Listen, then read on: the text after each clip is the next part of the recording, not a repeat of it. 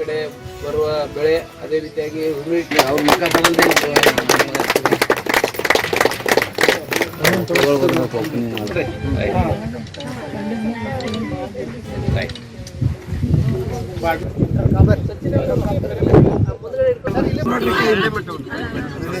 ಹೆಂಗೆ ಸರ್ ಕೆಳಗೆ ಬರ್ತಾರೆ ನೋಡಿ, ಹೆಂಗೆ ಬರ್ತಾರೆ? ಈಸಿ ಬರ್ತಾರೆ. Almost this is the best size. ಇಲ್ಲ ಫ್ರೆಶ್ ಅದಲ್ಲ ಸರ್, ಅದಕ್ಕೆ ಸ್ಪೆಷಾಲಿಟಿ ಏನು ಅಂದ್ರೆ ನಮ್ಮ ಬೀದರ್ದು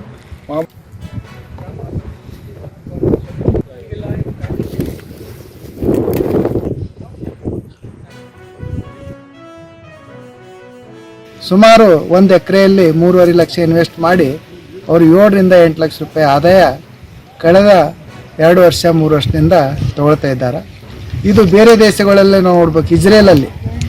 ಇಸ್ರೇಲಲ್ಲಿ ಪಾಲಿ ಹೌಸ್ನಲ್ಲಿ ಹ್ಯಾಂಗಿಂಗ್ ಗಾರ್ಡನ್ನಲ್ಲಿ ಹೆಂಗೆ ನಾವು ಹೂವುಗಳು ಬೆಳಿತೀವಲ್ಲ ಆ ಥರ ಸ್ಟ್ರಾಬೆರಿ ಬೆಳಿತಾರೆ. ಇವನ್ ನೆಲದಲ್ಲಿ ಬೆಳೆಯಲ್ಲ. ಇವತ್ತು ಓಪನ್ ಫೀಲ್ಡಲ್ಲಿ ಸುಮಾರು 2 ಎಕರೆಯಲ್ಲಿ 30,000 ಸಸಿಗಳನ್ನು ಮಾಡಿ ಒಳ್ಳೆ ವೈಜ್ಞಾನಿಕ ಪದ್ಧತಿಯಲ್ಲಿ ಬೆಳೀತಾ ಇದ್ದಾರೆ. ನಾವು ವೈಜ್ಞಾನಿಕವಾಗಿ ಹೇಳ್ಬೇಕಂದ್ರೆ ಇದು ಶಾರ್ಟ್ ಡ್ಯೂರೇಷನ್ ಬೆಳೆ ಅಂತ ಹೇಳ್ತೀವಿ. ಅಂದ್ರೆ ಕತ್ಲೆ ಜಾಸ್ತಿ ಇರಬೇಕು ಮತ್ತು ಬೆಳಕು ಕಡಿಮೆ ಇರುವಂತ ಒಂದು ಪ್ರದೇಶದಲ್ಲಿ ಬೆಳಿತೇವೆ. ಮತ್ತು ತಿಳಿ ಬೆಳಕು ಇರುವಂತ ಒಂದು ಪ್ರದೇಶ ಏನಿದೆ ಇದರ ಗುಣಮಟ್ಟ ಹೆಚ್ಚಿಸುವಲ್ಲಿ ಬಹಳ ಸಹಕಾರಿಯಾಗಿರ್ತದೆ.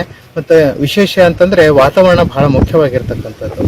ಸರಾಸರಿ ಅಂದರೆ 30ರಿಂದ 35 ಡಿಗ್ರಿ ಸೆಲ್ಸಿಯಸ್ ಅಸಾಂಪ್ರದಾಯಿಕ ಒಂದು ಪ್ರದೇಶ ಅಂತ ಏನು ಹೇಳ್ತೀವಲ್ಲ ಅಂತ ಒಂದು ಕಡೆಯನ್ನೇ ಬೆಳ್ತಕ್ಕಂಥದ್ದನ್ನು ನಾವು ನೋಡ್ತಾ ಇದ್ದೀವಿ. ಸೊ ಈ ಒಂದು ವಾತಾವರಣ ಬಹಳ ಮುಖ್ಯವಾಗಿರ್ತಕ್ಕಂಥದ್ದು. ಪರ್ ಕೆಜಿ ನಮ್ಮ ಮಾರ್ಕೆಟಲ್ಲಿ ಹೋಗ್ತಾ ಇದೆ. ಎಲ್ಲಿಂದ ತರ್ತೀರಿ, ಏನೇನು ನಾವು ಇವಾಗ ಸಸಿ ಮಹಾಬಲೇಶ್ವರದಿಂದ ಸಸಿ ತಂದಿದ್ವಿ.